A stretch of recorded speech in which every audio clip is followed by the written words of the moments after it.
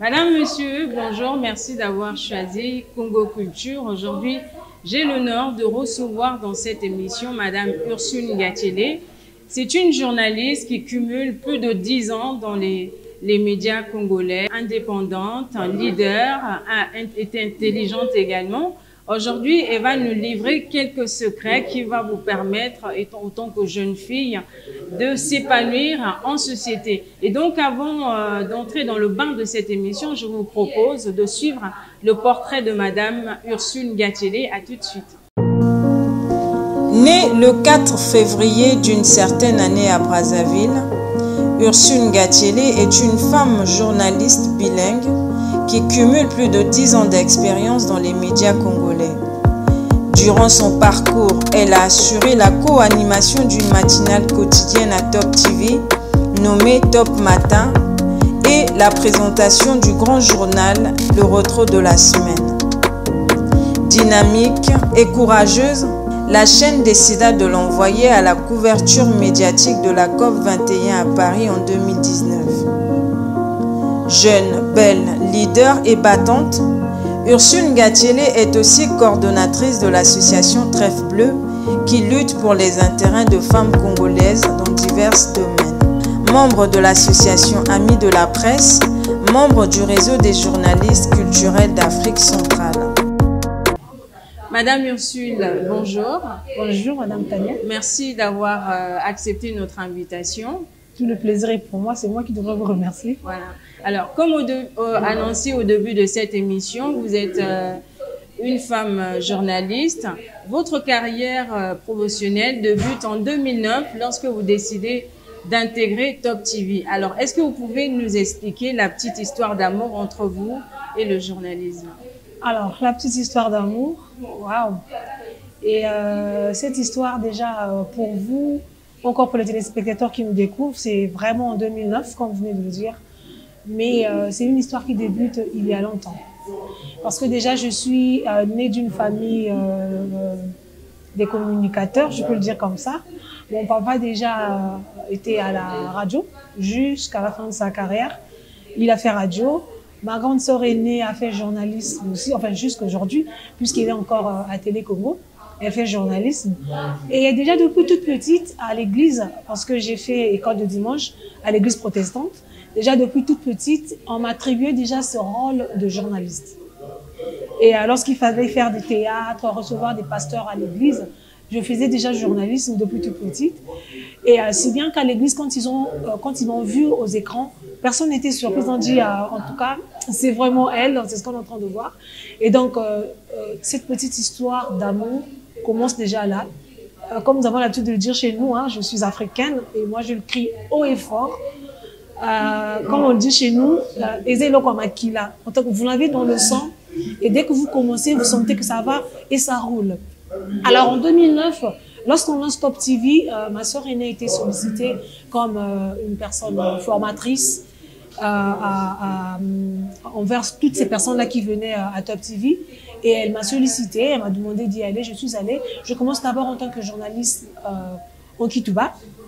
Et après, je commençais à accumuler avec les amis qui faisaient Lingala. Et après, je finis en journaliste en langue française. Et quelques émissions comme ça que je présentais. J'étais co-animatrice avec dans l'émission Top Matin, avec James Sawe, après Sergio Lepote. Et donc, ça a commencé comme ça. Et aujourd'hui, je l'ai comme ça dans ma peau, je peux le dire. C'est vrai que je fais autre chose actuellement, mais c'est quelque chose que j'ai dans ma peau vraiment, le journalisme. Alors, on comprend que c'est un talent que vous avez. Aujourd'hui, Madame Ursule, pour la jeune fille qui nous suit en ce moment, est-ce que vous pouvez lui conseiller d'écouter son talent, c'est-à-dire le talent que Dieu nous donne? Est-ce que vous conseillerez à cette fille-là de chercher à découvrir son talent pour s'épanouir dans la vie? Évidemment, c'est le secret de l'épanouissement. Parce que, vous savez, en toute chose, quand vous aimez ce que vous le faites bien, aisément, et ça donne vraiment des fruits. Ne faites pas des choses parce que vous avez vu une personne le faire. Ne faites pas des choses parce qu'on vous dit qu'écoutez, vous êtes tellement belle que vous pouvez faire Miss. Ne faites pas de choses parce qu'on vous dit qu'écoutez, vous parlez tellement la langue française que vous pouvez faire interprétariat, ou la langue anglaise, je ne sais quoi d'autre, quelque chose comme ça. Mais écoutez votre cœur, votre talent. Ce que vous avez au fond de vous, quand vous l'intériorisez avec beaucoup d'amour, je vous assure que Madame Tania, il y aura toujours après de bons résultats et les gens vont parler de vous après. Et le talent, c'est quelque chose que vous avez en vous, que vous savez faire, que vous le faites, que vous avez l'habitude de le faire et que vous pouvez faire facilement et aisément, comme je disais tantôt. Si seulement vous découvrez qui vous êtes, ce que vous pouvez faire, et vous le faites trop bien avec beaucoup d'amour. Et la base, c'est ça en fait, c'est l'amour. Quand vous faites avec beaucoup d'amour, vous verrez que tout ira tellement bien et que les gens parfois ne vont pas comprendre ce qui se passe vraiment chez vous. Madame Ursule, aujourd'hui vous êtes une femme modèle. Vous avez su écouter votre talent. Est-ce que vous avez eu le temps de vous faire former pour être une femme leader aujourd'hui? La formation, déjà, moi je le dis toutefois avec, enfin chez tous ceux qui me côtoient, la vie est toute une école. Déjà là, je suis avec vous, nous sommes en pleine émission, mais tenez-vous tranquille, je vais apprendre quelque chose aujourd'hui encore. Parce que la vie est toute une école. Lorsque vous découvrez votre talent, après il faut toujours vous former. La formation, c'est vraiment la maîtresse des choses, on peut dire comme ça, la matrice, hein. Parce que quand vous n'êtes pas formé, vous pouvez aller de gauche à droite, vous pouvez aller plutôt, vous serez vraiment dispersé. Moi, lorsque j'ai découvert ça, à Top TV déjà, nous étions formés. Quand je vous ai parlé tout à l'heure de ma sœur aînée, Ingrid Miette, il y avait Lydie Valère qui était là, il y a eu Koché Ngolou, ils sont à Télé Congo, il y a eu Simplice Matré qui est aujourd'hui en Italie. C'est des gens qui nous ont formés. Et nous avons suivi la plume d'André Ondele, toutes ces personnes-là qui étaient au-dessus de nous à Top TV. Ils nous ont formés. Nous avons ce mécanisme-là dans le journalisme. Tu écris ton papier, une autre personne regarde, une deuxième plutôt, une troisième avant d'aller faire le son et tout. Nous avons suivi toutes ces formations-là. Et après cela, la patronne de la chaîne aussi a fait venir une équipe depuis la France, TMP, qui est arrivée sur place à Top TV, qui nous a formés. Et c'est ce qui a fait que aujourd'hui, lorsque je parle du journalisme, lorsque je peux me mettre devant une caméra comme ça, que l'on pense vraiment que je suis une personne peut-être extraordinaire. Mais moi, en formation, depuis toute petite, moi, j'ai pas fait journalisme à l'école. Je suis économiste de formation. J'ai pas fait journalisme. Mais comme j'aimais ce que je faisais, et d'abord, quand tu fais tes études, tu apprends, après tes examens, tu choisis, il y a parfois les parents qui nous aident à faire le choix des carrières. Il y a parfois les parents qui, dans cette aide-là, ne nous aident pas vraiment. Parce qu'il y a des parents qui ne cherchent pas parfois à comprendre ou encore à connaître c'est quoi le talent de cet enfant. Nous avons une culture ici chez nous. Parfois, l'enfant peut dire, maman, je veux faire de la danse. Ouais, la danse. Moi, je voudrais bien que tu sois médecin. Mais cet enfant a un talent. Voilà. Son talent, c'est de la danse. Nous avons besoin des danseurs aussi dans notre vie. Aujourd'hui, quand Kofi chante, Fali Poupa, Roga, toutes ces personnes-là, ils ont été à l'école, ils ont étudié, mais ils ont ce talent-là de musicien, par exemple. Si chaque parent pouvait encadrer son enfant dans ce sens-là, moi, je pense qu'on aiderait beaucoup des enfants. Moi, j'ai fait économie comme ça, parce que quand j'ai fini ma formation, après, écoute, tu vas faire ça. Économie et gestion coopérative, je suis un peu dans l'agriculture, quelque chose comme ça. Mais aujourd'hui, je me retrouve dans le journalisme. Parce qu'il y avait ce talent-là en moi. Et après beaucoup de formations, finalement, j'ai abandonné ce que j'ai fait à l'école et je fais autre chose aujourd'hui, le journalisme, mais toujours accompagné des formations. En tout cas, j'en ai fait plusieurs. En dehors de ce que j'ai fait à Top TV, je suis allée dans les formations, les séminaires au Gabon, même sur place ici, avec le PNUD, avec le ministère de la Communication, avec le Conseil supérieur de la liberté de communication. Tout ça pour ajouter un peu, ajouter de la connaissance par rapport à ma carrière. D'accord. Le talent est très important pour l'épanouissement de la jeune fille congolaise. Madame Ursule, est-ce que vous pourriez nous ajouter d'autres étapes comme ça qui peuvent permettre à la jeune fille de devenir leader en société en dehors du talent? Bon, mais il y a le côté de savoir-faire, le côté de se chercher. Vous savez, il y a eu un moment, je dis il y a eu un moment parce que je constate qu'il y a un petit changement actuellement. Il y a eu un moment où la jeune fille congolaise avait vraiment baissé les bras. La jeune fille congolaise avait vraiment croisé les bras. C'était après une grossesse surtout. après une grossesse, dès qu'elle a un enfant, en tout cas, c'est comme si la vie s'arrêtait là. Alors que c'est pas comme ça que l'on devrait réfléchir. Il y a beaucoup de jeunes filles qui se sont senties perdues à cause de cette histoire. Dès qu'elle est enceinte, elle a son enfant, c'est toute sa vie qui bascule. Alors que là même, on peut faire beaucoup de choses. Comme je parlais de formation, par exemple. En dehors du talent, comme vous le dites. Je suis grosse aujourd'hui, je suis mère. Est-ce qu'après la naissance de mon enfant, je ne peux pas repartir à l'école? Si vous pensez que c'est pas possible par rapport à ce que vous faites et la prise en charge de l'enfant, alors faites-vous former. Il y a beaucoup de choses. Mais aujourd'hui, moi, je constate qu'il y a beaucoup de jeunes filles qui changent quand même. Il y a beaucoup de jeunes filles aujourd'hui qui pensent à leur avenir et qui font des formations aujourd'hui. Beaucoup sont dans la coiffure, il y a couture, il y a beaucoup de choses comme ça. Et moi, j'encourage vraiment ces jeunes filles-là qui ne baissent pas les bras. Ces jeunes filles-là qui pensent à elles d'abord en premier. Parce que si seulement vous pensez, vous vous mettez dans la tête que je suis jeune fille, que je suis belle, que je trouverai un homme qui pourrait me prendre, en tout cas là, vous vous trompez. Parce qu'aujourd'hui, tu ne peux pas imaginer ton avenir ou encore penser à l'épanouissement de ta vie en pensant à un homme. Et ça, il y a beaucoup de jeunes filles qui se sont trompées là-dessus. Les jeunes filles qui pensent que demain je vais avoir une petite voiture là, je veux voilà, une petite voiture et il y a monsieur Jean-Paul qui va m'en acheter. Vous vous trompez. Mais vous trompez fortement. Mais lorsque vous êtes par exemple en face d'un homme et qui décide d'abandonner votre passion en espérant un avenir meilleur avec lui, en ce moment-là, qu'est-ce qu'il faut faire? Alors Madame Tania, je vous informe que moi j'ai été mariée. J'étais dans un foyer et cet homme l'a toujours su parce que je le lui répétais tous les jours. Mon premier mari, c'est mon travail. Ça, je le dis ici, il ne faut jamais accepter d'arrêter son travail, sa formation pour un homme. Nous en avons vu, hein. Ah ben, je vous dis, je n'ai pas seulement 30 ans aujourd'hui. Je vis à Brazzaville. Je vis sur cette terre, on entend et on voit des choses. Il y a des hommes qui ont promis beaucoup de choses aux femmes, mais après, ce n'est pas ce qu'elles ont reçu.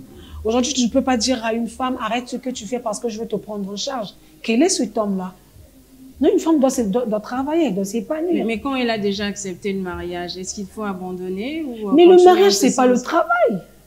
Moi, je le répète ici, je dis que le premier mariage, c'est le travail. Imaginez-vous, un instant, vous arrêtez tout ce que vous faites, ok? Parce que vous êtes dans un mariage, parce que vous avez un homme qui prend soin de vous. Ok, je suis d'accord. 1, 2, 3, disons 5, 10, 15 ans, vous avez des enfants et cet homme décède. Comment vous allez prendre en charge les enfants, vous, femmes? Là, je suis dans un mariage, mon mari, mon époux prend soin de moi, ok. Mon père est malade, ma soeur a une situation, c'est cet homme-là qui va prendre en charge ma famille. Moi, je m'inscris en faux. Je ne peux pas attendre l'argent qui doit venir de la poche de mon époux pour prendre en charge la santé de ma mère. Il peut me venir en aide, je suis d'accord, mais ça, il n'est pas le premier, quoi. Non, il y a d'abord moi pour prendre soin de ma famille et lui me vient en aide. Alors, vous avez parlé de la formation tout à l'heure. À l'heure actuelle, on a comme l'impression que toutes les filles se focalisent vers la coiffure et la couture. Par rapport à l'évolution mondiale, qu'est-ce que vous conseillerez à la jeune qui veut devenir leader en société? Est-ce qu'il faut suivre l'évolution mondiale ou il faut toujours continuer à se former dans ces deux domaines? Tout à l'heure, je disais qu'il ne faut pas faire des choses parce que Madame Tania l'a fait. C'est ça le problème. Beaucoup de jeunes filles aujourd'hui font des choses comme ça. Et c'est pourquoi nous avons même des mariages qui après ne marchent pas. Tania s'est mariée, je veux moi aussi me marier. Après, tu vas là-bas, c'est 3-4 ans, ça ne marche pas. Tu n'as pas été préparé au mariage, tu n'étais pas prêt de le faire. Tu es allé parce que tout le monde le fait. Il faut plutôt essayer de voir dans le monde, comme vous venez de le dire. Qu'est-ce qu'il y a à donner aujourd'hui? Qu'est-ce qu'il faut offrir? Quel besoin il y a? Et à partir, dès que vous connaissez c'est quoi le besoin mondial actuellement, à partir de là, vous vous formez pour que vous soyez recherché. C'est comme ça. Nous avons aujourd'hui dans nos entreprises ici des postes qui ne sont attribués qu'aux expatriés. C'est à cause de cette histoire. Tout le monde après le bac, qu'est-ce que tu veux faire? Série A, série D, série C. C'est pour faire quoi après? Et lorsque CARE arrive, par exemple, a besoin de cadres, a besoin de personnes, il prend des expatriés. C'est comme ça. Après tes examens, réfléchissez. Il faut voir plutôt qu'est-ce qu'il y a, quelle est la demande actuelle. À partir de là, tu te formes. Actuellement, il y a même des formations en ligne. Parfois, tu n'es pas obligé d'aller aux États-Unis pour te former. Tu n'es pas obligé d'aller au Canada pour le faire. Mais sur place ici, tu peux le faire depuis Internet et tu t'attribues des diplômes comme ça. Quand tu es très bien formé, il n'y a pas de problème. Alors, on dit que pour devenir une femme leader, il faut rêver grand. Est-ce que vous partagez cet avis, Madame Ursule?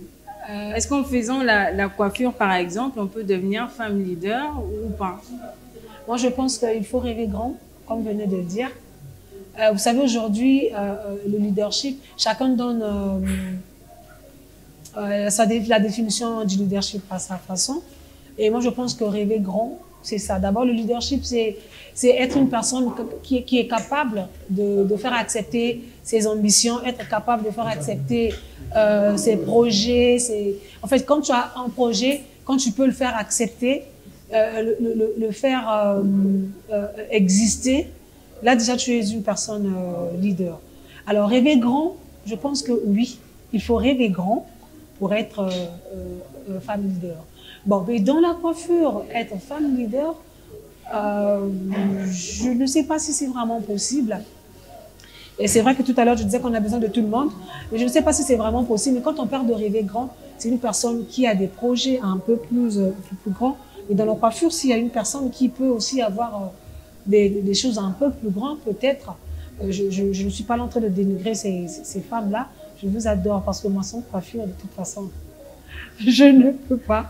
Je suis une femme africaine, mais j'aime bien ces choses. Alors que si vous n'êtes pas là, je suis foutue.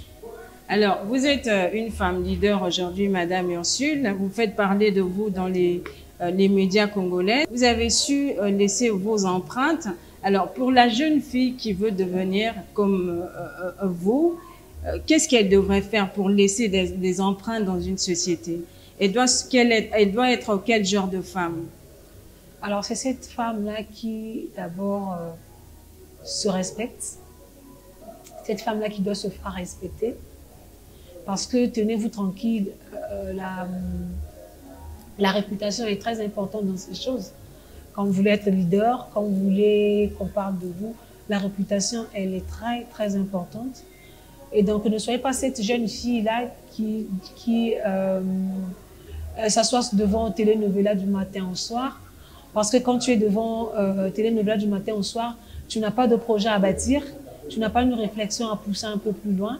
Ne soyez pas cette jeune fille-là qui, chaque samedi et dimanche, doit se trouver encore chaque soir dans une cave en train de prendre une bière. Je ne serai pas là hein, pour éviter de faire de la pub. Tu dois prendre sa bière chaque soir. Si vous êtes cette jeune femme-là, vous êtes cette jeune fille-là, vous n'aurez pas le temps de réfléchir et de concevoir les projets. Et ne soyez pas cette jeune fille-là qui a à côté Monsieur Ben, à côté ici, là, il y a un Laïs Ondongo, à côté ici, il y a un petit prince ici. C'est une jeune fille qui ne se fera pas respecter.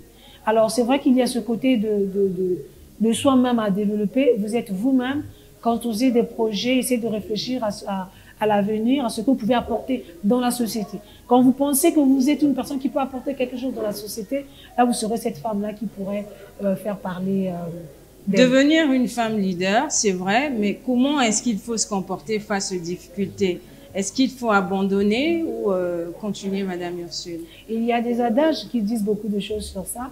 Moi, j'en connais quelques adages. Il y a par exemple, là où on dit tomber, je pense que tomber te donnerait de la force pour commencer. C'est là où tu devrais commencer. Même quand tu tombes, sache que donc tu es en train de faire quelque chose.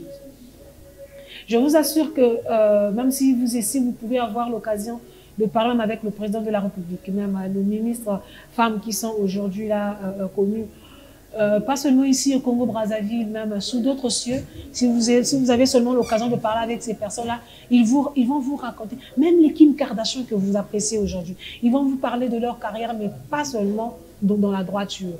Il y a eu des moments où il y a des bas, mais tu te relèves et tu marches. Il y a des moments où tu tombes, tu te relèves et tu marches. Tu ne peux rien faire sans qu'il y ait de difficultés. Non, mais rien. Vous savez, nous étions surpris d'apprendre, lorsque nous avons parlé avec la patronne de notre chaîne à l'époque, c'est la fille du président de la République, mais lorsqu'elle vous parle de sa vie, elle dit, voilà ce que j'ai rencontré comme difficulté. Mais aujourd'hui, quand vous voyez, vous dites que c'est la fille du président de la République, vous ne pouvez pas comprendre qu'elle a rencontré aussi, qu'elle a eu à croiser quelques difficultés avant qu'elle essaie d'atteindre un peu le niveau qu'elle a. Voilà. Donc, il y a toujours ce côté où vous sentez que là, on dirait que ça ne va pas, mais ne baissez pas les bras. Relevez-vous et marchez. Pour les chrétiens, ils disent, si tout marche bien, tu fais tes choses, que tu ne constates pas des embuscades, ça veut dire que le diable marche avec toi. Sinon, pour que tu constates qu'il est de l'autre côté, tu dois tout le temps le croiser, il y a des problèmes, tu sautes. Quand on place une pierre là, fais de cette pierre-là ton marchepied pour que ça te permette d'aller encore un peu plus loin et que ça ne soit pas comme un barrage. Alors, j'étais en train de discuter avec une femme mécanicienne. À mon avis, c'est une femme qui a complètement oublié sa féminité. Vous, autant que femme, est-ce que c'est important d'évoluer tout en oubliant sa féminité, c'est-à-dire ses talents, ses jolies robes et ses brésiliennes? Est-ce que c'est important? Moi, je pense que ça dépend de ce que fait la personne et ça dépend aussi des ambitions qu'a la personne. Il y a aujourd'hui des gens qui ont encore mis des pauses dans leur vie, même en ce qui concerne les relations amoureuses, les sentimentales. Il y a des femmes qui se sont dit, bon, écoute, j'abandonne un peu ça, je n'aurai plus un petit copain pendant 5 ans parce que je vais me concentrer sur quelque chose.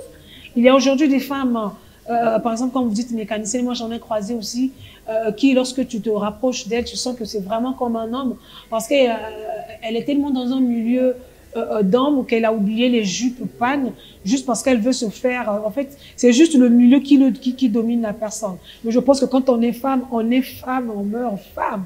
Exactement. Quand on est homme, on meurt homme. Même lorsqu'on parle aujourd'hui des bisexuels, tu es un homme. Tu l'as dans ta tête, tu l'as dans ta peau, c'est comme ça. Et moi, je pense que ce côté de changement-là, ou encore d'abandon, ça dépend de la conviction qu'a la personne. Vous êtes également coordonnatrice de l'association Trèfle Bleu, journaliste, hein, vous êtes également dans l'entrepreneuriat. Alors, comment ça se passe tout ça? Comment vous vous organisez autant que femme? Ce n'est pas vraiment facile. Ce n'est pas vraiment facile et même lorsque j'étais dans mon mariage avec tout ça, la conciliation n'est pas facile. Mais il faut seulement savoir ce que l'on veut, ce que l'on fait et comment on le fait. Moi, par exemple, j'ai pas vraiment une vie d'amis gauche-droite parce que j'ai pas le temps de le faire. Et après le boulot, surtout actuellement, je suis en train d'évoluer dans un projet. Je travaille de 8h à 17h. Tous les jours, c'est comme ça. Les samedis, je finis à 13h. Alors, même la journée de dimanche, même pour aller à l'église, parfois, c'est un peu difficile pour moi. Parce que c'est le seul jour où je peux dormir même jusqu'à 8h. Je dis, je dors au moins jusqu'à 8h parce que oui, je me rattrape un peu, je dors au moins jusqu'à 8h. Parfois, c'est difficile, mais il faut juste savoir comment le faire. Vous pouvez aujourd'hui évoluer avec 3, 4 emplois, mais comment vous faites? Mais c'est difficile d'avoir vraiment une vie de famille. Ça, je vous assure. C'est vraiment difficile. Et pour ne pas perdre mes amis, parfois quand je rentre le soir, je me mets parfois un peu sur Internet avec elle jusqu'au moins minuit. Et parfois, quand vous pouvez me voir en ligne à minuit, vous dites, mais qu'est-ce qu'elle fait? Elle était en ligne jusqu'à 1h. Jusqu'à 1h. C'est un petit temps que je donne parfois à mes amis parce que, comme vous avez dit, il y a l'entrepreneuriat, il y a l'association à gérer. Et il y a moi-même aussi à gérer, donc c'est pas facile, mais on le fait avec. De manière brève, quel est l'objectif de l'association Trèfle Bleu? Nous sommes dans la valorisation des œuvres de la femme. Ça, c'est de manière... Parce que nous aimerions, à travers notre association, démontrer au monde que la femme a un très grand rôle à jouer dans le développement du monde. Voilà. Alors, merci. Nous allions, Madame Ursule, passer à nos 3 différentes rubriques. La première rubrique, il s'agit du miroir.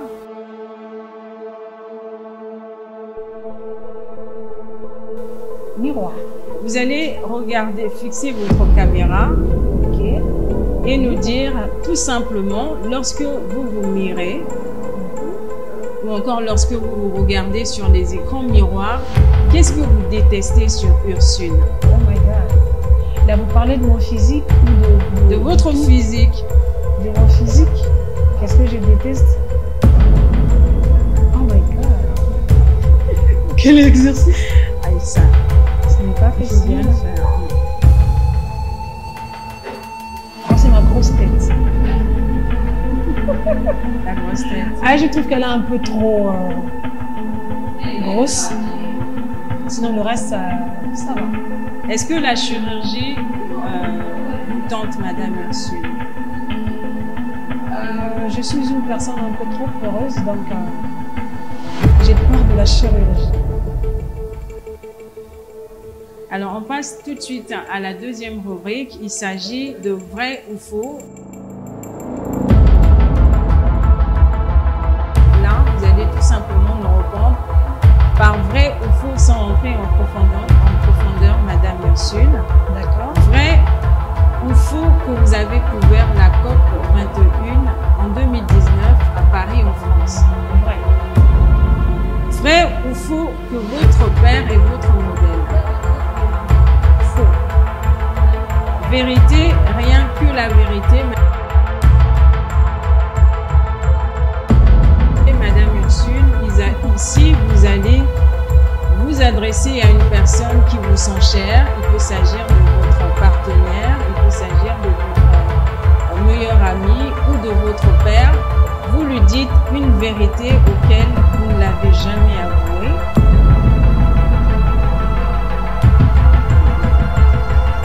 Et je le dis maintenant.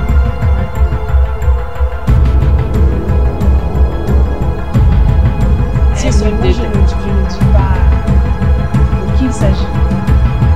C'est ça. reste en suspens, il n'y a pas de problème. Il le saura lui-même. De toute façon.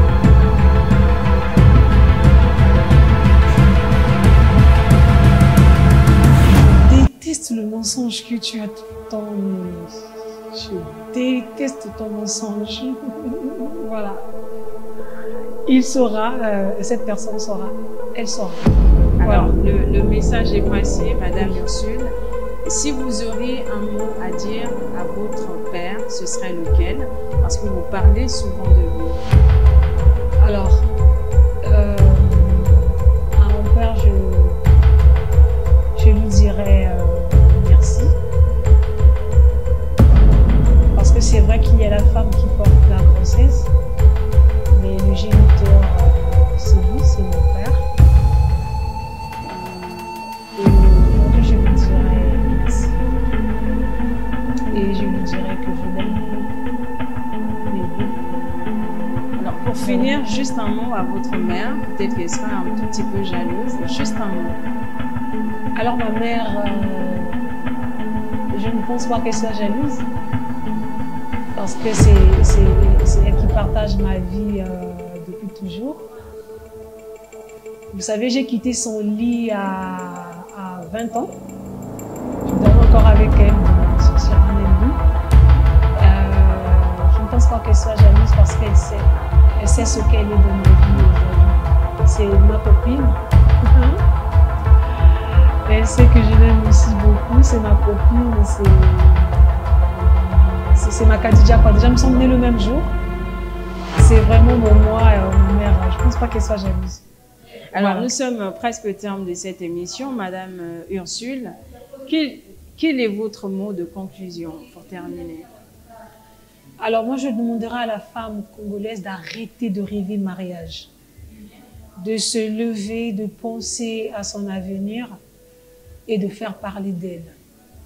Vous savez qu'aujourd'hui, surtout partout au monde, il y a des femmes qui sont en train de se battre pour cet épanouissement-là, pour l'égalité. Mais si on n'a pas des femmes qualifiées, mais ça sera difficile. Ça sera difficile de se faire nommer ici et là, parce qu'il y a de celles qui disent tout le temps, quand on parle d'égalité, mais dans le gouvernement, il y a combien de femmes, il y a combien... Mais avons-nous des femmes qualifiées dans ces postes? Pour que nous ayons ces femmes à la langue qualifiées à ces postes, il faut aller à l'école, il faut se former, il faut arrêter de rêver mariage. Arrêter de rêver mariage, ce n'est pas le mariage qui fait la femme aujourd'hui. Mais c'est ce que vous avez en vous. La capacité que vous avez en vous. Les efforts que vous allez fournir, c'est ça qui fera parler de vous. On ne parle pas d'une personne à la télé parce que cette femme-là s'est mariée, mais on parle d'une personne parce que cette femme-là a posé des actes nobles. C'est ce que je pense dire à la jeune fille congolaise aujourd'hui. Merci Madame Ursule. J'espère que le message est passé. Prenez le soin d'aller jusqu'au bout de vos objectifs. Ne rêvez pas, chère jeune fille, même quand vous êtes mariée, allez jusqu'au terme de vos objectifs. Merci pour la confiance. Merci également à Ben Machona, le réalisateur le plus frais. Merci à Bello Kisikila, merci à toi d'être de nôtres. Donc, ils sont deux là en train de réaliser cette émission. Merci à vous. Et donc, prenez soin de vous, madame, monsieur. Moi, je vous retrouve très vite avec un autre numéro. Entre-temps, n'oubliez pas de vous abonner sur notre chaîne YouTube Congo Culture pour bénéficier de nos prochaines réalisations. Donc, je vous souhaite tout le bonheur du monde. À très vite.